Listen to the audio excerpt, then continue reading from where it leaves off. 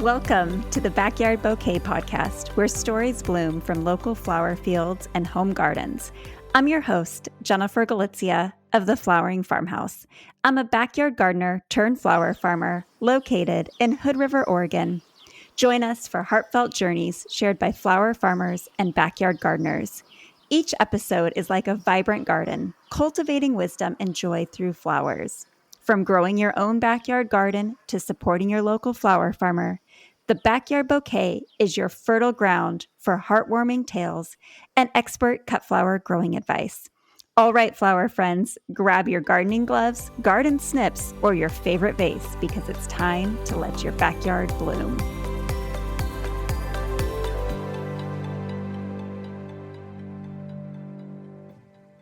Hey there, flower friends. Before we dive into today's episode of the Backyard Bouquet, I want to share something exciting with you. Have you ever thought about creating your own digital course? I'm talking about taking something you already know and love, whether it's gardening, flower arranging, or any other passion, and turning it into a course you can sell again and again. Sounds pretty amazing, right? Well, I've got just the thing to help you find out if you're ready to dive into the world of digital courses. My mentor, Amy Porterfield, has created a quick 2-minute quiz that'll tell you exactly that. It's called 3 Types of People Are Replacing Their Income with a Digital Course. Are you one of them? Amy has been helping people just like you and me create successful digital courses for over 15 years. She's identified 3 categories of people who can easily transform their knowledge into a profitable course. The best part? You don't need to be an expert. I took the quiz myself and was amazed at how spot on it was. It even gives you a few steps to get started if you find out you've got that course creating potential. And let me tell you, turning my love for flowers into something that can help others and bring in extra income has been a game changer. So if you're curious about whether you've got what it takes to create a digital course, head over to the show notes and click on the link to take the quiz. It's quick, it's free, and who knows, it might just be the first step towards something big. Now let's get back to today's episode. Welcome back to another episode of the Backyard Bouquet Podcast. Today we're joined by Janis Harris from Harris Flower Farm, a thriving family-operated flower farm in Ontario, Canada. Alongside her family, Janis has transformed her multi-generational farmland into a vibrant hub for beautiful cut flowers, continuing a legacy deeply rooted in agriculture. Today, Janis is here to share not only the journey of Harris Flower Farm, but also her insights into running a successful farmers market where her flowers find their ways into the homes and hearts of many. Janis, welcome. It's so great to chat with you today. Thanks. I'm glad to be here. Yeah, it's such a pleasure to get to visit with you. Do you mind starting out by just giving us a bit of the history of Harris Flower Farm? Sure. So this is our 16th year growing flowers. So it's been a long time of doing this. For the first probably 12 years, I was still working my off-farm job. So I went to school to be an optician, and I was working as an optician in different settings in opticals and optometrist offices.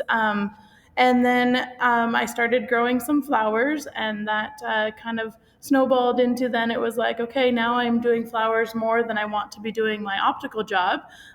So we kind of like transitioned over. So it's been 4 years that I've been full-time flower farming and not doing optician anymore. So it's been a long journey and a long time. I'm here for the long run for sure on this.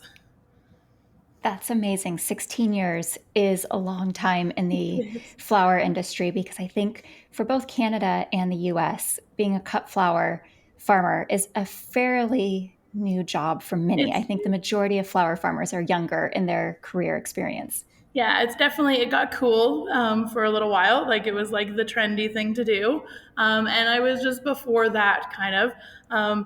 I grew up on a vegetable farm. So my parents had vegetables and did that my whole life. And growing up and as a teenager, I was like, I don't want to be farming at all. Like I'm going to go off to school. I'm going to get a career and get a job. And then I met my husband who his from a farm as well, so he's got that farming background. And I guess I had to prove myself still as a farm girl to him or something. He works off the farm as well, but I think it was just something I needed to prove, something I wanted to do. So my parents were still going to the farmers market in town with their vegetables, and I was saying, you know what, I really want to do something after work and grow something. What else can I do? So my mom suggested growing gladiolus to sell at the farmers market in town.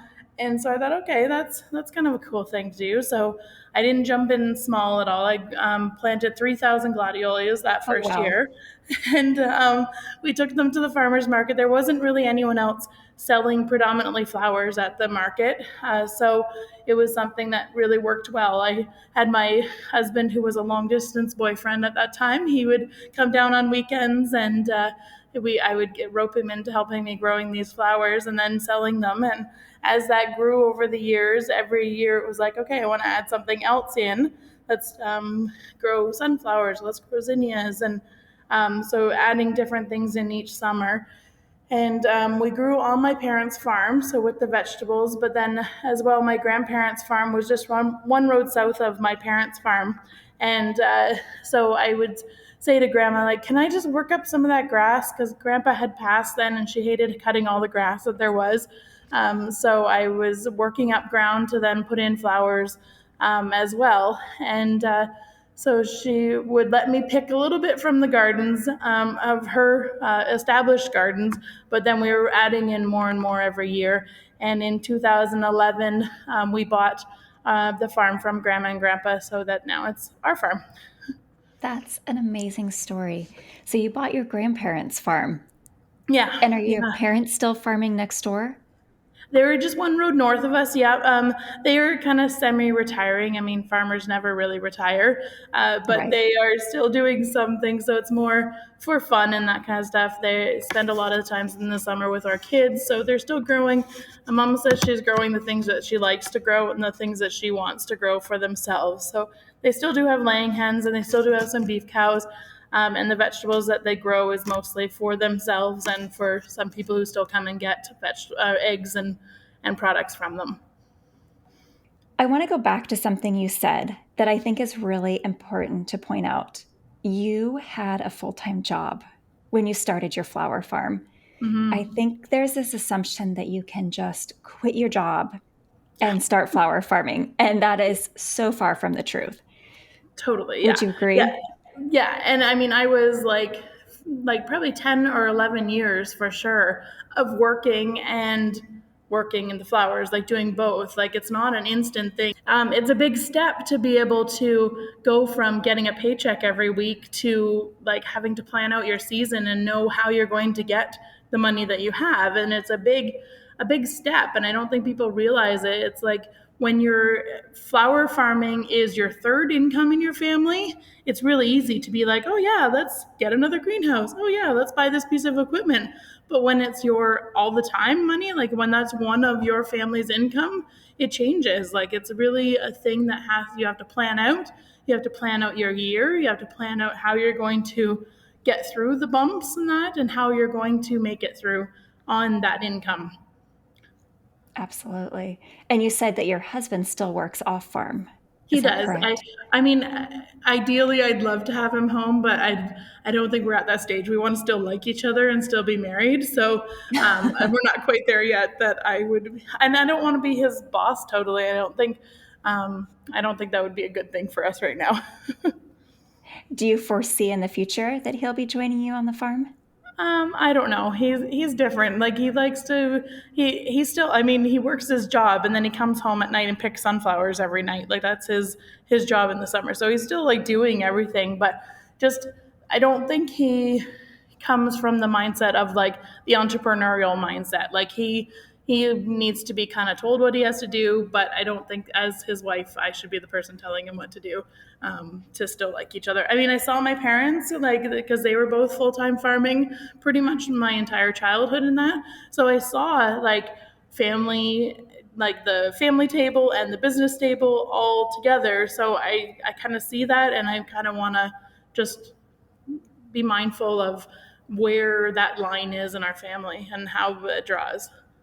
Absolutely. I think it's so good to recognize that and to know your picture. But it sounds like he's still involved in the farm then Oh, if he's coming home and harvesting flowers. yes, he picks sunflowers every night, and he's at the market every Saturday morning. With our oldest just turned 14, so he's trying to get into being at the market, but a 14-year-old isn't always like, I don't know, he gets wandering at the market and doesn't realize that he needs to stay at the table the whole time. So uh, my husband still goes with them, so it's the two of them on Saturday mornings that go to the farmers market. Oh, how fun. So before we start talking about the farmer's market, how big is your farm?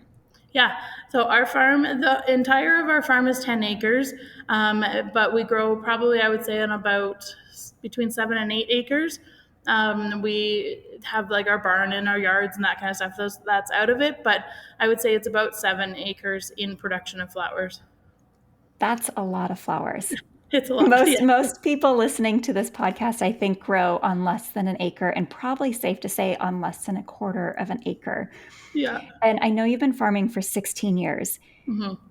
It sounds like it was a gradual progression to Yeah. get to 7 acres. Is that correct? Yeah, totally. And that's what I always like to remind people. Like, I mean, this didn't happen right away. Like, we were growing on like little pieces and pieces that grandma would let me work up the grass on, and little parts of the greenhouses at mom and dad's, and I was allowed to have this bed of the greenhouse or that. So I mean, it was a, a growing kind of thing. Like, it wasn't like I automatically went to 7 acres. Like, we would do some and then more and then more, and even probably up until last year. I mean, this year we're definitely using all of the 7 to 8 acres, but in the last couple of years, there's times where it's like there's a field that hasn't got planted or didn't get done or whatever. So probably on that would be 5 acres. But this year we're definitely using the full 7 acres of in production. That is, Mm-hmm. I just am mind blown. I mean, I last year grew on an acre, and that was Mm-hmm. a lot for me. And this year I've got a quarter acre that I'm growing on. Mm-hmm. I assume that you don't do this by yourself. No, no, I do have help. So we have a really great team. There are three of them that are in the field mostly, pretty much full time, and full time. And then there's three of them that are in the design workshop with me. So I think there's six total, like on the farm, and then we have a delivery driver that does our subscription deliveries. So he's just on call as we need him for the deliveries. So six plus me on the farm. Gotcha. That's a big team. And I'm Yeah. sure you're all very busy. Yeah. Are those year-round employees or do you have seasonal help? They're mostly seasonal. Like our season, we haven't talked about our like what Ontario is like, because everyone here is Canada and they think we're under snow for like 6 months of the year or more, but we're not. We're actually like zone 6A, like 5B 6A. We're right on the north side of Lake Erie. If you put a line straight through from Cleveland, that's where we are, on the other side of the lake. So our growing season is usually like May 10th to October 10th, we usually say, for frost freeze time. And so my helpers usually come back in mid-February or March, and then they'll go through until October, November, and December. So it's not everyone, the whole six of us are not there the whole time. Some of them come in like after, there's a couple of them that were in college and that. So once their college program ended, they came in late April. So usually by May to September, we're kind of like all of us. Okay. It's always interesting because growing zones can be so overlapping in time because I'm zone 7B, 8B. It's kind of an overlay right here. Yeah. But my time frame is about the same as yours. We're somewhere between May 1st and May 15th to October 15th is about our last frost or our first Yeah. frost date. Yeah. So even though I'm a warmer zone, I have about the same growing season as you Mm-hmm. do. Yeah. Yeah, it's been weird the last couple of years. Like we've had some really early frosts in the last couple of years, like into like mid-September.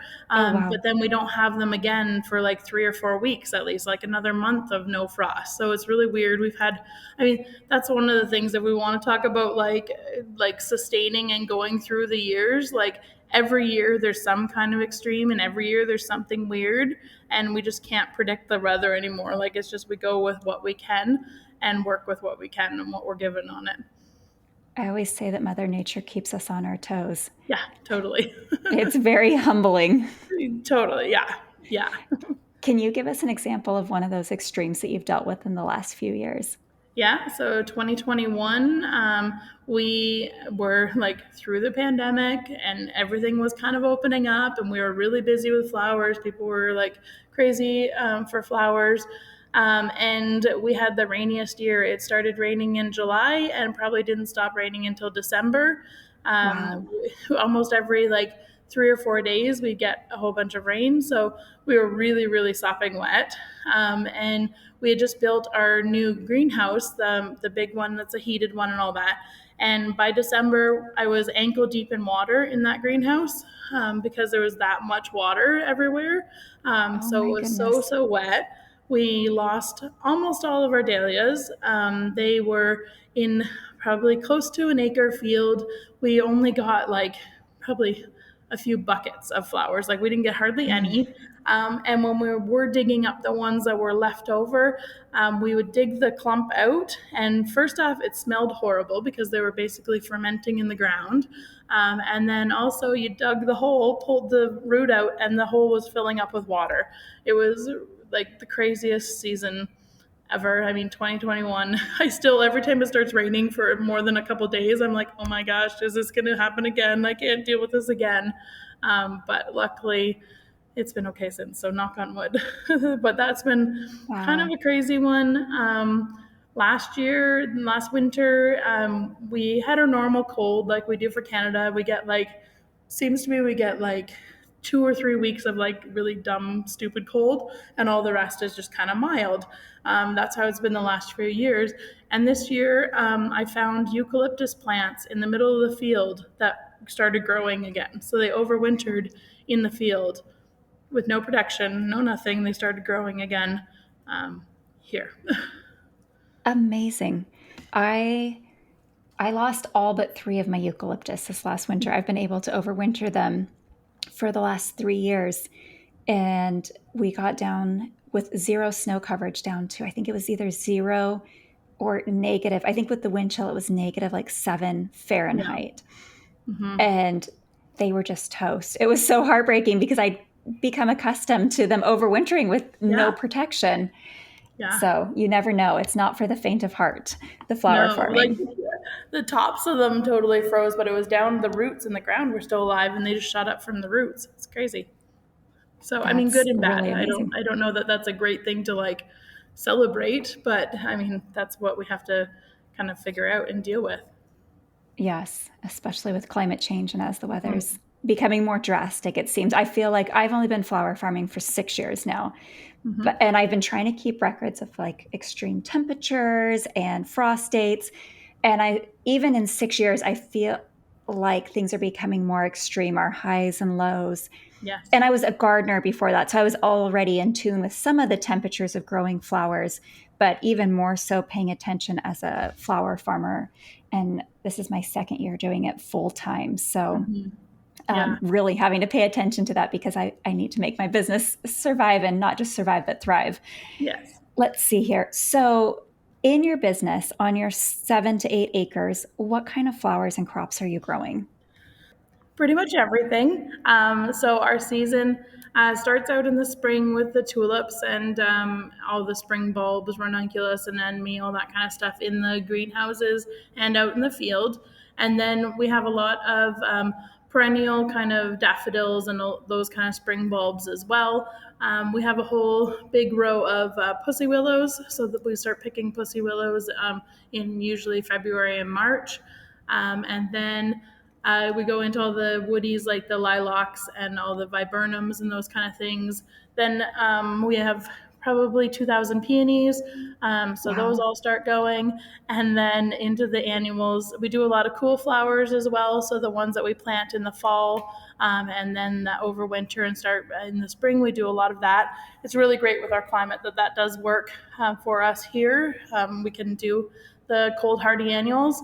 And then into like the zinnias, and we grow a lot of lilies and sunflowers and dahlias, marigolds, locia, lots of lysianthus, kind of everything.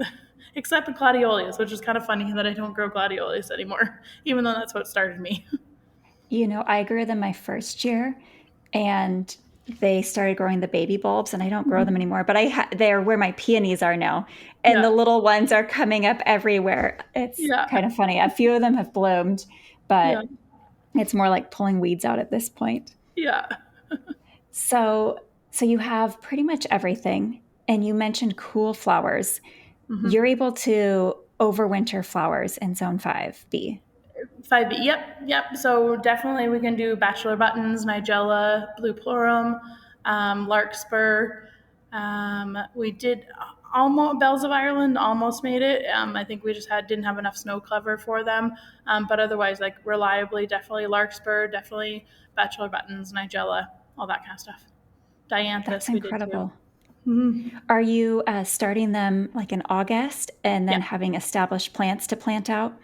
Yeah, we direct seed them in August, so we'll get doing that soon. We're starting to get the ground ready for that, and then we'll direct seed them, and just we usually protect them a little bit with some straw or some leaf mulch or something like that. But otherwise, they make it pretty well. That's encouraging and really amazing. I don't have the Mm-hmm. space to fall so many plants at this point in time, but that's definitely a Okay. future goal of mine. Mm-hmm. So to hear that you can do it in 5B is Yeah. encouraging. For a and 7B, and they're totally different. Like the bachelor buttons are like probably up to my chest, like the larkspur is like shoulder height. Like they are so much stronger plants and so much better than what I could do if I was doing them in the spring. that's amazing. So I know you move your flowers at the farmer's market, and you mentioned you have delivery for a C.S.A. Is that Yep. correct? And Mm-hmm. then you mentioned a design team that you have. Yeah. Yep. Yeah, we do flowers all different ways. So farmers market, we're still going to that original farmers market that we went to, that my parents were at, and then we do a lot of weddings as well. So we're usually doing at least one wedding a weekend, 1 to 4 sometimes wedding is a weekend. We have a subscription, or a bouquet subscription, that we have 200 people that get monthly bouquets with that.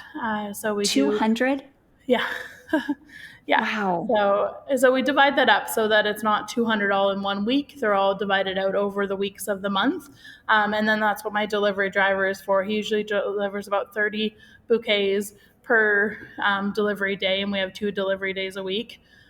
So he's doing that. So that's where the flowers are going like midweek, because those go out on Wednesdays and Thursdays. We also sell to a couple little like grocery store, small farm stand markets in the area. So there's one that's like a small grocery store, and then a couple other that they have like pick your own, or they have already picked vegetables and that they're just the side of the road stands. So we take flowers there through the week. Um, we where else? We do our online shop. So because of COVID, we kind of beefed up our website a bit. So we have it where people are ordering flowers from all over the world to send to people in our area. So our delivery driver also delivers those. So we'll get like birthday arrangements or funeral flowers or things like that, to send out to people in the area as well. So that's going through our website, usually at least once a day. There's at least 1 or 2 going out a day for that. And then through COVID, our farmers market didn't open that one year. So then we started having an on farm market at our farm. So we have what's called our flower cart. So it's a little remade livestock trailer that my dad made into like a little cutesy little stand, that we can open up the sides and the windows and put the flowers out there, and people will come to the farm and buy that. It's kind of neat because it runs the same time as the farmers market in town. Like the farmers market is 8 till 12 on Saturday. The flower cart is open 9 till 1 on Saturday. And we have some of the same customers and some different customers coming to each of those places every week. That's awesome. Now, do you have to staff the on farm? We do have someone there, yeah. Yeah, originally the flower cart was meant to be a self-serve kind of thing, and we did that for a long time. It was out every day and people could just stop, but we kind of changed that, and we found that it was just another thing that we had to check on through the day. So instead of having it open all the time, then it's just open on Saturday mornings. Amazing. So you have quite a customer base. Yep. If you have 200 C.S.A. subscriptions, you have your farmer's market, and then you have all of these other events and then the online orders. I'm assuming that that didn't happen overnight. Can you tell us No. how you built that customer base? Yeah, so the subscriptions, we started out with, I don't even know how many with the first couple of years. It's probably been about 6 or 8 years that we've been doing subscriptions, but we started out with those, and then I gave those people that were already signed up the opportunity to sign up again for the next year. Well, it kept happening that like they all signed up, or we'd have like 70% retention, and then it's like I'd only have 10 or 15 of them available for new people. So everyone kept saying, oh, they're always sold out. They're always sold out. So then we had to add more. So then figuring out how we could go from, I think at one point we had 90, and then figuring out that, okay, if we do 2 days a week, then we can all of a sudden have 180. So that's how we grew that. We put them on sale in November, and then they're sold for a lot for Christmas presents. And the people, like our subscription people who are already signed up, they get an email a week before everyone else, and their chance to sign up is a week ahead of time, and then it's open to anybody new after that. So we sell out usually this year. I think we sold out. It was just after Valentine's, I think. We sold out of them, and I still get people emailing asking about getting them and that, and I'm like, well, watch in November when they come open again. So That's incredible to sell out in February. So you're getting all of that cash in advance for fueling your farm for the next right. season.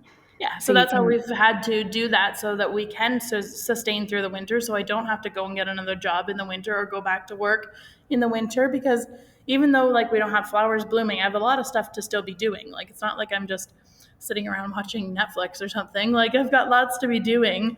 right. That's in January is usually when we're meeting with the brides for the following year.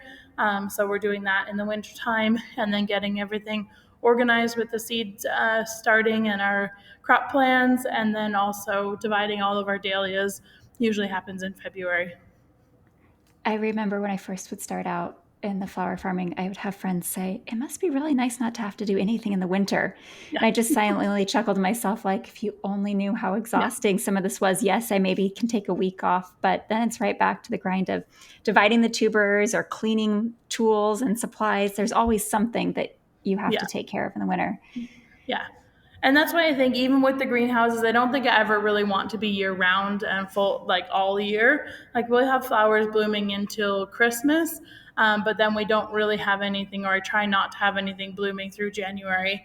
That time of year, it's really like trying to tell people, find out if someone's going to be home when you're delivering, or finding out like where should I leave it so it doesn't freeze and that, or I have to Mm, pack it all up in plastic bag. I don't want to be delivering flowers and taking them that time of year. So we intentionally plan that January and most of February there's no flowers. gotcha.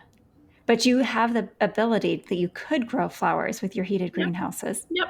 Yeah, we had flowers blooming at Valentine's Day the last 2 years. I mean, they were snapdragons, so I added them in with other flowers that I had or that I could get.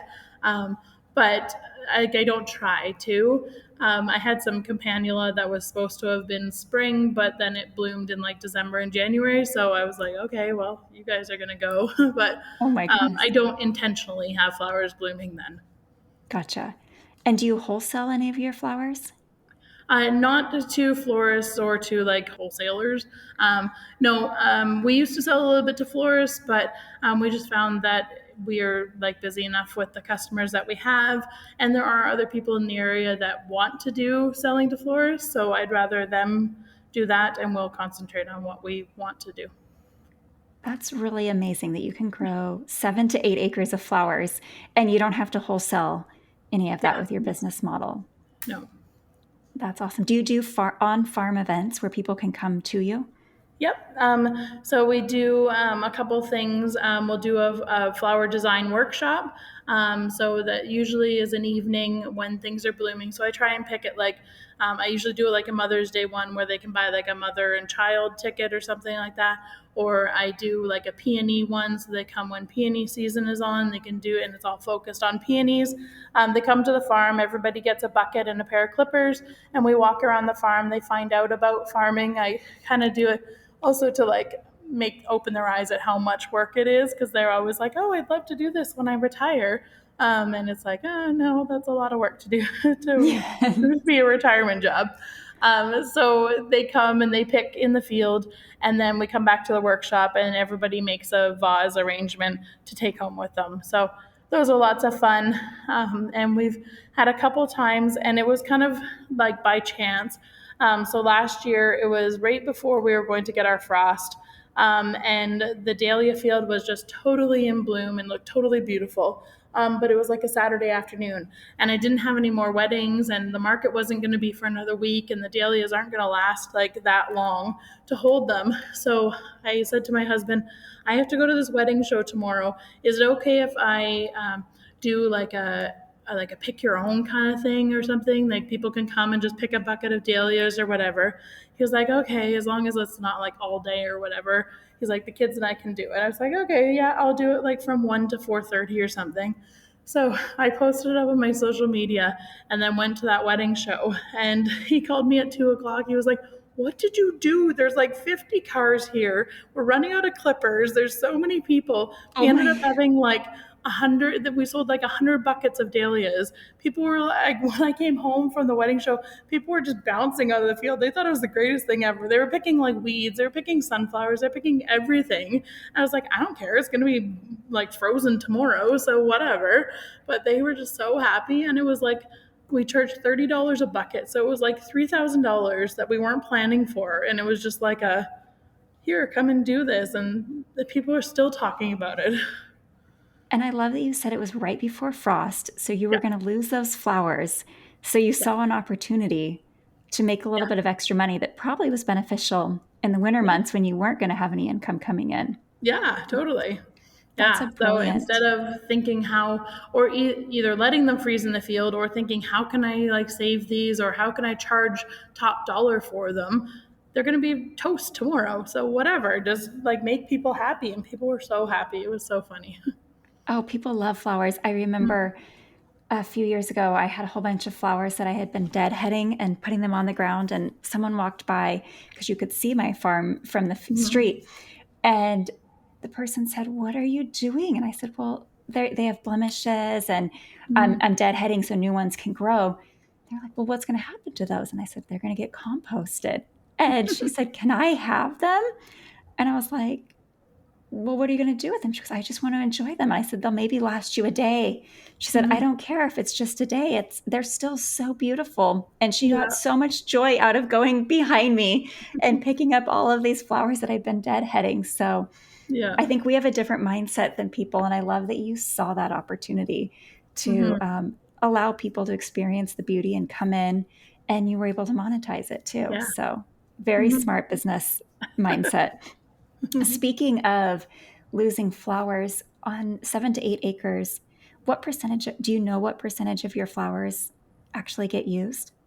A lot of them. I think back to I don't know, some may know Dave Dowling, who is big in the Mhm. flower industry, and I remember him saying that if you're not throwing out some flowers, you're not growing enough flowers.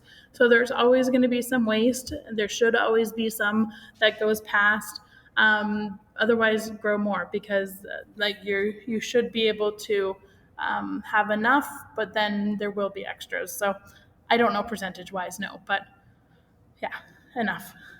Yes, I remember Dave saying that also. And the Yeah. first time that I was able to sell everything all season long was 2020 because of Mhm. COVID, I'm sure. Yeah. But it gave me the encouragement to say, okay, this means that I can go bigger because I had nothing left over. I Yeah. need more flowers because there's the demand for that. That's a Mhm. great way to look at it. Um, Now, I'd say if someone's throwing away 70% of their flowers, they might have an excess, but Yeah. So having a little bit is always a good thing. yeah. Let's talk about those farmers markets. I think it's really neat that you are going to the same farmers market that your parents went to Mhm. for years while you were growing up. And do they still have a presence at this farmer's market too? Uh, no, they aren't selling at the market anymore. So yeah, in our town, like the town of St. Thomas is about 45,000 people or so. And this was a market that's been around since I don't I'm sure I'm going to say the wrong number, but I would say the 1800s. This market is has been established there. So it had its like ebbs and flows. Like it was busy for a long time, and then it kind of dropped off for a little while. The city took it over and has like revitalized things that was probably close to when we were starting, probably 20 years ago. The city had the property and they fixed up the building. So there is a permanent indoor building space, and then there's two covered pavilions. So we are in a covered space, so that's nice that we're not just out in the elements. That's one different thing about our market. And same with other markets where they have the pop-up tents and that. Ours doesn't have that. We have a permanent roof over our head. It's open air though, so like it's not like when it's rainy, you're still going to get wet. But we do have a roof over our head. So the city took it over, and then now the Economic Development Corporation for the town has taken over that as well. So they're really trying to increase the tourism part of it and increase the presence of the market. The market is now a year round, where it never was until the past 2 years. They've started a winter market. That's really great for all the meat people and the bakers and all those kind of vendors. And then we were able to come in March when we have tulips and that blooming. We're able to be there right at the beginning as well. So that's been really nice having that added time at the market. Otherwise, it's open. The main season is Mother's Day until November. And then there is a Christmas market that they have usually in early December. And then in past years, it is closed until May, but now it's open again. So that's great that they're really keeping the continuity of the market going and making it a routine for people to come all the time. Gotcha. That sounds like a really neat market. Mm. Is that the only market you go to, or? That's the only one we go to now. Yeah. Over the years, I mean, I was thinking back on it, and like we've gone to different ones over time. We've gone to, there's a town just, or a big city actually, like 400,000 people. London, Ontario is just north of us. And we've gone to different markets there. But it was always like, it didn't quite work out right. Like, so it was the one downtown market in London ran at the same time as St. Thomas. So we had to split and divide, or I'd have to go and set up London, and then my helper would meet me there, and then I would go and do something else. And my husband would be at the market in St. Thomas. So that just didn't, we were dividing ourselves up too much. We've done like midweek markets where it was like a Thursday market, and we just found that like the people were, it was downtown as well, and people would be walking and going to their office building. So if you were selling like squares or selling like those kind of muffins and that kind of stuff, you did great because they would come out before they started work, and then at break time, and then at lunchtime. So that was really great, but it wasn't as great for the flowers. So we stopped going to that one. There was another market that Mark went to. It was about 35-minute drive from our place. And he would go to that one, but then it was like he was stuck there the whole time. So then when I'm doing a wedding, I'd have to get my help set up at the market. So it was just, again, dividing ourselves up too much. So we just kind of like pulled it back in and pulled it that St. Thomas has always been our like main market and our home kind of market. So we just keep going with that one and stay there. Gotcha. So when you go to the farmer's market each week, are Mm-hmm. you bringing flowers and then assembling bouquets there, or are you doing a bouquet bar? What's your model at the farmer's market? The bouquets are all put together. I one time I thought, oh, I'm really tired. I was working still and going to the market and all that. I was like, I'll just bring the flowers and arrange them at the market. That was the most stressful day ever because was making bouquets and someone was like, oh, I'll be back in 10 minutes to get one the same as that, or can you make me one like that? And it was totally stressful. So we don't do that. All the bouquets come already made up and ready. I've seen different bouquet bar kind of models. I I think people just want to see what they like and grab it. That's what seems to work best for us. I always found that bouquet bars, I've tried it in the past, and we found a lot of damage or different things with the flowers because people were, even though they're trying to be gentle, they're still pulling something out and a lily bud will break off or whatever. So as long as they're are made up, we really enjoy, like, and even my team as well enjoy the color, like figuring out the color palettes for the bouquets. So we put them in buckets. There's all five of them. We make 5 bouquets at a time, and they're all the same color palette, the same flowers in them. So when you look at that bucket, you're like, oh wow, that whole bucket. Yeah, I really like that color combination, or I really like that one. So that's kind of what we do, is make it that they're all ready to go, and people just grab them and go, kind of thing. Okay, so help me paint a picture here. When you say look at a bucket, are you making your bouquets by just putting stems in a bucket? No, they're Is that all what like you? in a sleeve. So it's a Oh, bucket with 5 bouquets in a bucket, and they're all okay. in a sleeve and wrapped up in that. There's when you look at the bucket, they're all the same when you look in it. So even though like the customers still like look at each bucket and want to check out each one, it's like that whole bucket is basically the same, and then they kind of can choose that way. Gotcha. So you have different color combinations in each bucket. So one Yeah, bucket might be all bright red flowers, as an yeah, example.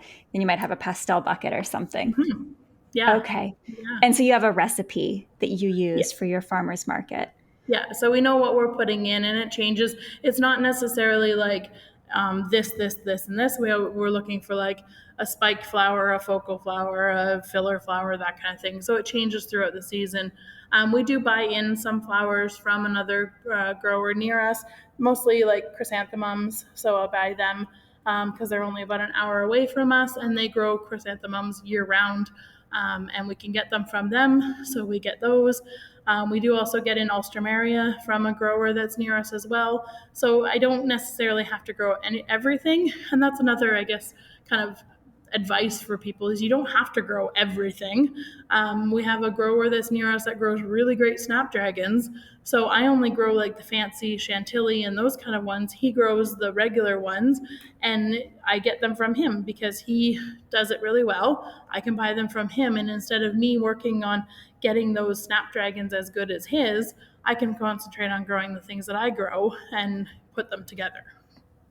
I think that's such a good, important piece of advice for people. I Mm-hmm. know there's a couple farmers in my area, and we just know that someone else has a different product that you don't grow, and you can just rely on them. So instead of having to put your time and energy into something, like you said, I think that's great advice. Mm-hmm. So, your farmers markets, how many bouquets do you bring to the market, and how do you know how many to make? Yeah. Over the years, I mean, we've kind of figured out how many work well. On a normal weekend, we're probably bringing 50 mixed bouquets, and then probably about 35. Like, I'm just thinking to this past weekend, we probably took 50 mixed bouquets. We probably took about 30 to 40 sunflower bunches. We have Lysianthus on really nice right now, so probably took about 15 or 20 bunches of Lysianthus, and then usually we do a couple mason jars, probably 5 or 10 mason jars to that. And I would say that's about what we take to the market on a regular weekend. With like holidays and that, we would definitely increase that. But yeah, that's about a normal for us. So, you have an assortment of options for the Mm-hmm. customers of the market to choose from. Yep. Mm-hmm. And what about pricing? I feel like I go to a lot of farmers markets, and the one thing I hear often from flower farmers is they have a hard time being competitive at a farmer's market because there are so many cheap bouquets. Do you find that to be true? Um, yes, but also, I mean, 16 years ago, I was selling $5 bouquets. Like, and because I was the only flower farmer at the market, I didn't value the flowers then. I was growing like inexpensive flowers, but it was just like I didn't know any different then. That's why we were selling $5 bouquets. We set our price like at the beginning of the year, and we kind of keep it the same throughout the entire year. So now, I mean, our mixed bouquets go for $20. And then our sunflowers, I tried to do 12 this year, but people didn't go for it for 12. So our sunflowers are 10. And then our mason jars are 25. So we have them kind of, like, I want to have a good assortment of price points so that somebody can come in at the $10 price point, and then somebody can spend a bit more if they want to take a mason jar to a friend or something like that. Usually we have a little bit more assortment at the farm, and people know that. So we'll have maybe a larger arrangement at the farm. You might be able to get a $50 vase arrangement at the farm, whereas in the market, the biggest you can get is the $25 mason jar. Um, there are a few other flower people at the market. We are the only flower dedicated person at the market. There are some Amish and there are some other flower farms that will bring flowers once in a while. And the Amish, like this past weekend, they had like buckets of gladiolus, and that's fine. I mean, let them have that. They are like totally bloomed out. They're only gonna, like, people are gonna buy them, and they've got probably 4 or 5 flowers open on them. They're not gonna last a really long time. Whereas I was bringing glads, there would be maybe 1 flower open. So it's kind of just a being above and knowing like what the good quality is, because I'll also see people there with sunflowers that are totally blown out. I wouldn't bring Mhm. those to market. They're selling them for $5 or whatever. They sell, but they're going to last like 2 days. And I remember customers, this one lady, she was like, well, they're selling their sunflowers for $5. Yours are $10. Why are they? I said, well, that's what ours are. Ours are $10. She's like, oh, okay, well, maybe I'll be back. So I saw her walking with the $5 blown out sunflowers. The next week, she came back because I had said to her when she was asking, like, those the petals are going to fall off those in a couple days. They're too open. They're not at the right condition. She came back to me the next week and she was like, okay, I'll try your sunflowers this week. And she bought them. And she came back the next week. She's like, you're right. They're still nice. A week later, that's the difference. Like, I mean, people have to understand the difference and know the quality, but also the people at the market need to know the quality of what they're selling. And it only takes a few times of somebody buying blown out sunflowers or not conditioned right zinnias or lilacs with all the leaves on them that only last a day or two for them to realize the difference and figure out why yours are maybe more expensive. And I think just because that's the only thing we sell at the market is flowers.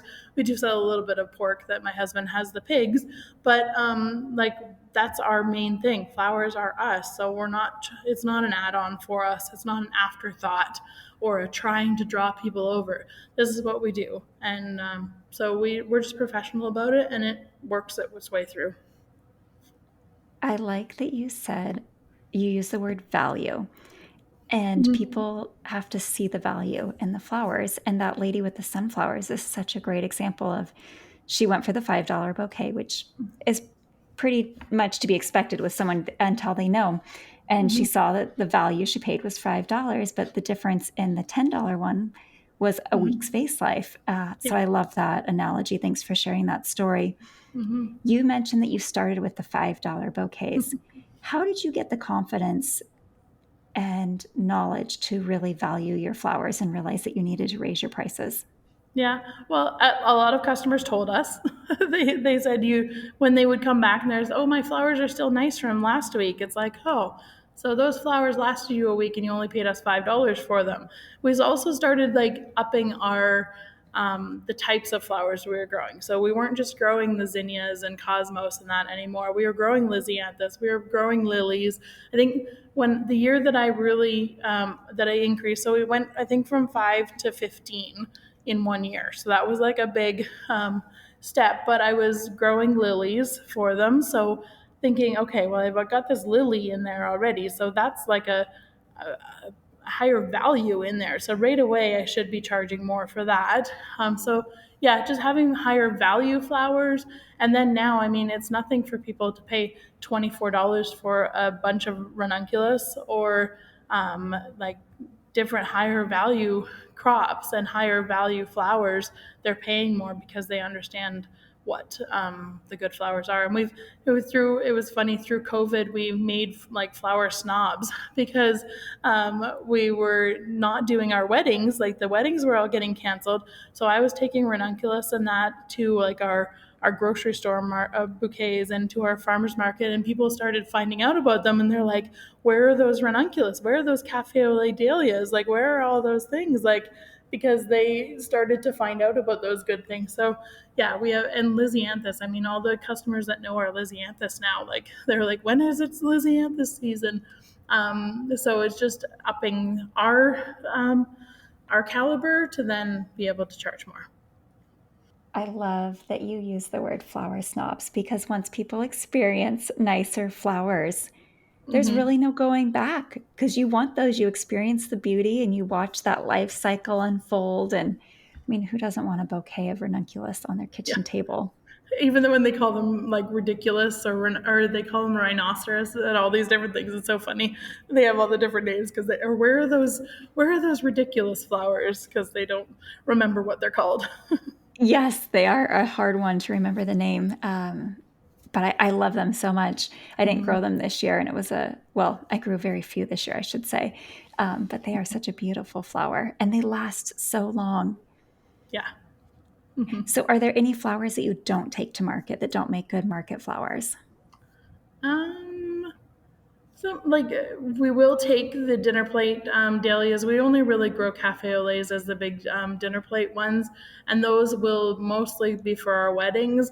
But there are some of like the past brides and people who see them and want the cafe au laits, so they know about those. We don't take as many of those just because they don't last quite as long. But the people who want them know that they're not going to last very long, so they just want them for the time.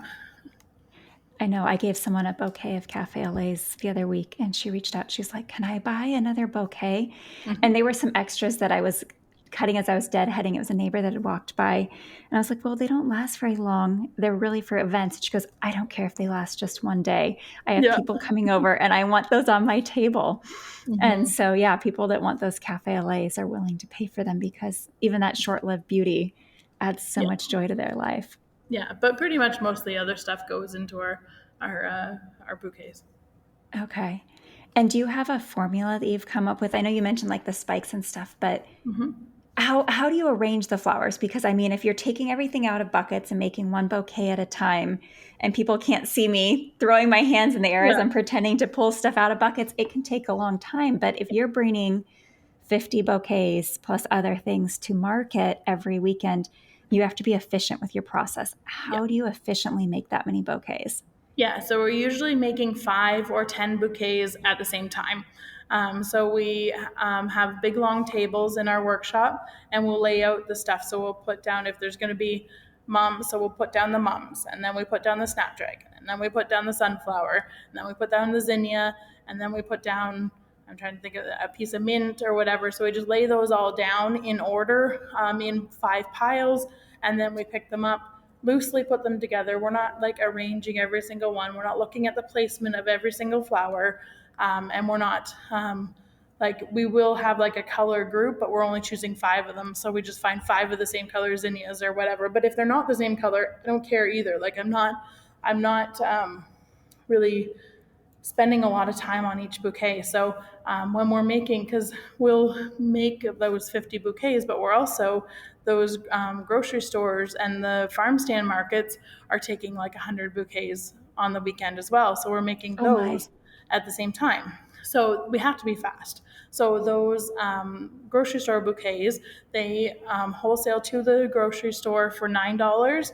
We usually have about 6 or 7 stems in the bunch, and then I can make those, like if I time myself one time, and if everything was sitting out and perfect and ready, I can make 15 bouquets in 12 minutes or something. Wow. Yeah, so we Are can you just do it tying really them quickly. off or how are you finishing Just them off? elastic.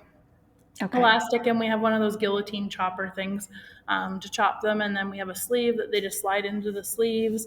The grocery store ones get a plastic sleeve. I don't love the plastic, but for the price point, they cost like less than a cent per sleeve, whereas the paper sleeves for Aru and that those craft paper ones cost more. So those go in our higher value bouquets to the market, and that way. So they are in plastic sleeves. They get a little packet of flower food, and then they're in the bucket. Gotcha. So you mentioned did you say it was 6 stems go in your I think, grocery store yeah, usually bouquet? 6 or 7 stems. And so what typically makes that bouquet up Yeah, then? so it'll be like a mum, a snapdragon, a sunflower, a zinnia. Um, Trying to think what else. Oh, if there's lilies on, usually we'll do a lily. So it's like we'll take the lily and then we put in like the mum and the snapdragon. Like it all just kind of fits in around it, and then it goes nicely into the sleeve. So it's not a big sleeve; it's a little bouquet. But that's also like what we found. They retail it for $12.99. So we find that that's a good price point, and they sell a lot of them. We don't like it's we don't go for a higher price point at that because I'd rather sell 10 bouquets than one bouquet there at a higher price point. So Gotcha. That's good advice because you're not obviously overstuffing them because at $9, you need to be yeah, making it profitable. right. Yeah. What about your market ones? Do you know on Yeah, average how many for stems they? $20, there's usually like 11 stems, 11 or 12 stems in there, something like that. That's usually where we'll use like a beefier stem of something. So if something is like a branchier Lysianthus, or that's where the grocery store ones won't get a Lysianthus, but our market bouquet do get Lysianthus. So we'll do it that way just to differentiate them. People don't like. I mean, I'm sure they know that they're different and they see that the ones at the market are $20 and wrapped in craft paper, whereas the ones at the grocery store are 12 and wrapped in plastic. But if they aren't able to go to a market on a Saturday morning, they'll go to the grocery store because they know that they're there and grab them there. Or if they just need two of them, then instead they'll get two of them at the grocery store. So then we make them different so that you can't just go and say, well, why are these ones $20 at the market, but they're $12 at the grocery store? Well, you can see the difference because the one is bigger and there's difference to them. That's a great point because I'm sure there's some overlay in the customers at the grocery store and the Yeah. farmer's market, and you don't want anyone upset that they could have gone somewhere else to get the Yeah. same flowers for less. Yeah. And they're not the same. They're different. Absolutely. Okay, I've got a couple more farmer's market questions if Okay. that's okay. Yeah. My first one is for growers. If someone is a grower, cut flower grower, and they're not currently going to a farmer's market, what advice would you have for them if they want to get started at a farmer's market? I think the biggest thing is you need to be consistent. So you need to go. So if it's not something that you want to take on, like if you don't want to be there every Saturday morning, then maybe figure out a different way because the customers expect you to be there. We haven't missed a Saturday in, well, we always tease that when my son was born, he was born on a Saturday and that we missed that Saturday when he was born. But like just being consistent, we're always there. We're always in the same spot. They know where we are. So with farmers markets, you need to be consistent. And if you're not ready to take that on or you don't want to be tied to every Saturday, then figure out maybe a different way to go with that. So that, and also just always have an abundance there. So even if you don't have a lot, put it all close together, like make it all so that it's all like really close to you. We're always condensing. So our table, I think, is 16 feet long, maybe something like that for our market table. It's a permanent table at the market there. And we fill that up. And as things are selling, we condense it down in so that it always looks full. We don't want to have a bucket with one bouquet or have like 8 buckets on the table and all of them have one bouquet in it. Like, no, we'd rather have 3 buckets and have the bouquets distributed throughout that. So just looking always full and abundant.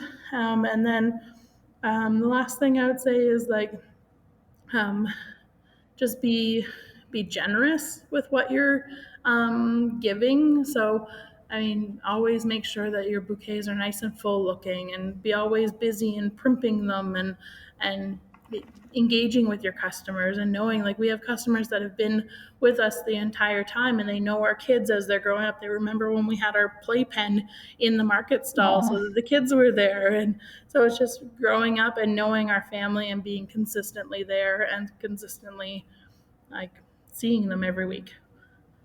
that's great advice. I love that you started with the consistency.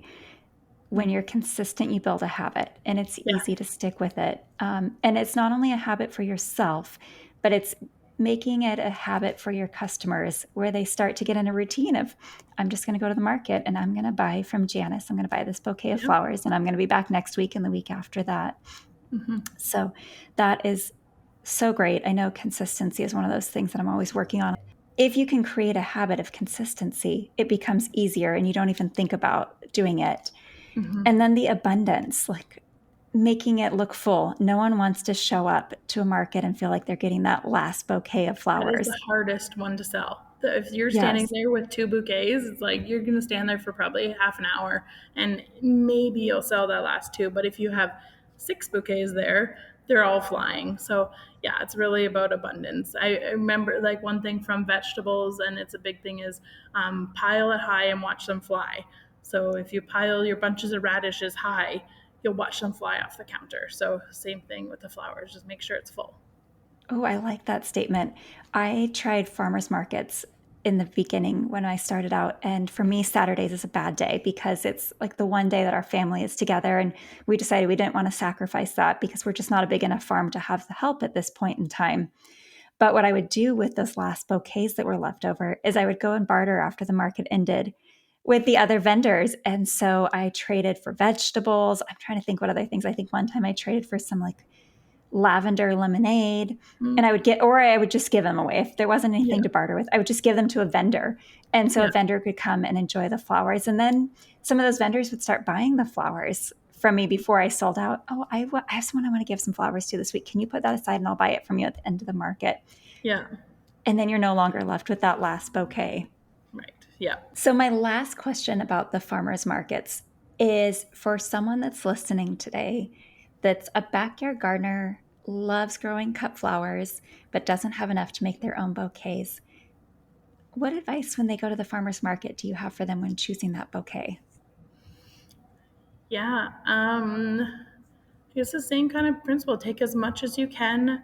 If you don't have a lot, get a smaller space or something like that. But just figure out other ways and other things that you can take. Like even in the spring, like when we don't have maybe as many flowers, we'll like we'll buy say a tray of Lysianthus plugs and we'll do up some 4 packs of Lysianthus and sell like the cup like the flowers because people aren't going to find Lysianthus at the garden center. So have like some things, and people always want to they want to have a cutting garden too. So, well, here, yeah, you can buy that. Remember that Lysianthus that you liked last summer? Here's 4 plants of it, and you can grow it and have it yourself. I mean, then they'll also appreciate how much work goes into it because they'll be looking after those little plants for so long. But adding other things in. So, we add in the plants in the spring, and we'll do other little things like in the wintertime we'll add in like winter greens and that, but just try thinking of things that you can add in as well to your offerings even if you don't have a ton of bouquets to sell. Oh, I love that idea of being able to sell like Lysianthus plugs. So if you order a plug tray of Oh, 210 and you only have room for 50, you could pot those mhm. others up and sell them at the market. Or a gardener listening could go look for a Yeah. flower farm that is selling those specialty flowers that you can't get at your local nursery. Yeah. Hmm. That is really great. Hey, flower friends, just popping in again with something exciting. Do you know you could turn your love for gardening or cut flowers into a digital course? My mentor, Amy Porterfield, has a quick quiz that'll show you if you're one of the 3 types of people who can do just that. And it only takes 2 minutes. The quiz link is in the show notes. Go check it out, and you just might be surprised by the results. All right, let's dive back into today's episode. Boy, I've gathered a lot of information from you. I've learned so much about about farmers markets and being a flower farmer at them from you. And what a neat operation you have built on your family farm. The fact that you are growing on 7 to 8 acres is just mind blowing to me. When I grow on an acre, I'm thinking, that is so many flowers. I wish you were close enough that I could come and see your farm. Yeah. I know that you are also a member of the ASCFG. Yes. Um, are you on the board? I was the Canadian director for the past 2 terms. So the Canadian region only started in 2017, 16 or 17 or something like that. And it was mostly because of me, because I was like saying things like, like Canada's different, and the regions were like, we were just lumped in with like Michigan and that kind of stuff. So we didn't really have our own little area. So I started making some noise about having Canada separate. So then they took that advice, and then had the election for a regional director. So I had to run for that basically because I had made enough noise. So I ran for that and won that position and was reelected for a second term as the Canadian regional director. So such a great organization. And if someone is like, even if you don't want to do full-time flower farming, just be professional about it and like find the professional resources and the good resources to go from. There's so many things out there, and you can watch any YouTube video or that, but whether that's the right information for you or not, it may not be. And over the years, I've watched something and, oh, well, that person did this, so I should do this. Meanwhile, they're in a totally different growing zone than me and totally different situation. So through the association, it's like researched, and it's like really great knowledge and great information. So definitely it's something worth looking into. It does seem like an expensive undertaking when you're first starting out, because like flower farming is an expensive endeavor to get into, but the amount that you pay for your membership is so worth it, and it works out to not being expensive with all of the resources and things that you get from being a member of the association. There's so many great resources.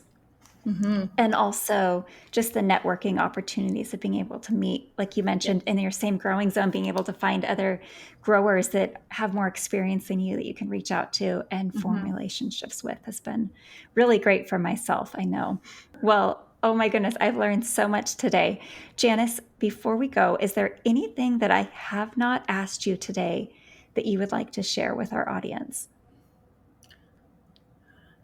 I guess we've talked about like the letting the business grow and not rushing into everything so fast, because like social media and Instagram and all that can get in your head. And even someone who's grown for 16 years, I'm guilty of like seeing someone else's stuff and going, oh look, they have all that, why isn't mine doing that, or why aren't mine ready yet, or different things like that. So just not letting social media get into your head, and making you feel less than you are because you're seeing someone else's, because you have no idea what is really happening.